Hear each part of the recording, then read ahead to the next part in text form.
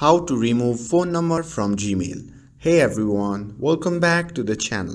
In today's video, I'm going to show you how you can remove your phone number from Gmail account. So without further ado, let's get started. So first thing first, open the Gmail app on your phone and make sure that you're logged into your account. And once you are inside the Gmail, simply tap on the profile icon shown in the top right corner of the screen. And after tapping on that, a pop-up menu will appear. From that menu, simply tap on Manage your Google account. And after tapping on that, you will be prompted to the Google account page. Now here, simply tap on Personal Info tab.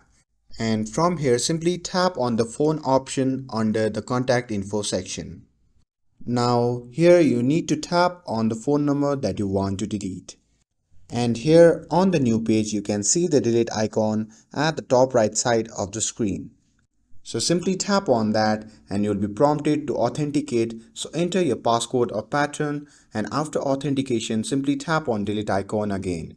And in the pop-up menu simply select remove number, and that's it. By doing this, your phone number will be removed from your Gmail. And with this, if you found this video helpful, then don't forget to like, share and subscribe to get updated for more videos. Thanks for watching, and I'll see you in the next video.